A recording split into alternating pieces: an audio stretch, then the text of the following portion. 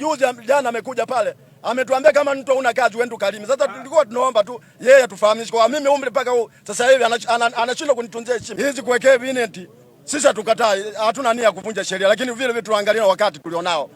Mimi nina umri karibu miaka 60. Na watoto karibu 6. Ninategemea biashara ya bajaji. Leseni ninayo nini? Yaani kama kuna matatizo madogo madogo sio ya kuwahi kuivana macho. Juzi jana amekuja pale, ametuambia kama mtu una kazi uende ukalime. Sasa tulikuwa tunaomba tu yeye atufahamishe kwa mimi umri mpaka sasa hivi anashindwa kunitunzia heshima. Kwa sababu unapoongea kama kiongozi, uangalie kuna watu waliokuzidi umri. Umeona? Utumie busara kama wewe kiongozi unapoenda kufikisha ujumbe. Sisi hatukatai. Sawa tutaenda kulima lakini angetuonyesha mabonde tukalime. Kwa sababu hii kazi tutaacha. Umeona? Dangote tunaenda kule. Kutoka nini? Na ukata wa maisha. Lakini vile vile kuna muda hizi haisi ama magari mengine hazipo. Abiria hapo mkanaredi pale wengi na Dangote, sisi tufanyeje? Tuache?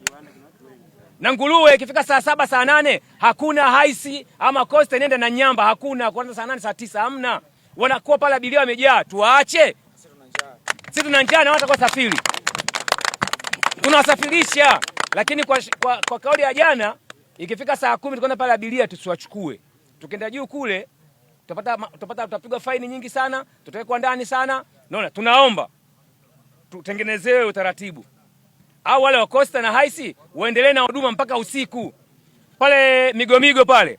Mija na saa 1 saa 2 niko nyumbani, napigiwa simu kuna abiria wenda na nyamba. Wako 5. Wamefika mpaka shilingi 15,000 mtu mmoja. Ili afike kwao na nyamba. Hakuna gari, hakuna nini. Mimi mtu wa bajaji, je, nikitoka kuwabeba ni makosa? Sasa kuhusiana na swala hilo, sio hapa muishie wapi na hawa wengine waende wapi? Kwa sasa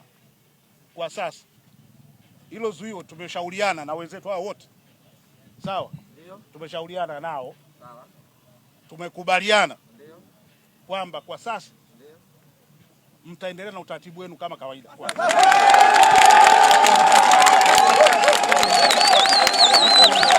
Kwa utaratibu ufuatao, lazima mzingatie,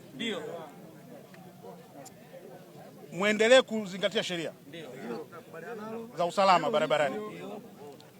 Endeleeni kuzingatia maelekezo unayopewa na askari wa usalama barabarani, sawa? Kwa sababu jukumu lao zima barabarani kuhakikisha kwamba tuko salama. Mfanye kazi, mpeleke pesa nyumbani kwa watoto, msomeshe watoto wenu, msiende kuonga. Baada ya kusema haya, naomba utulivu, amani iendelee kutawala.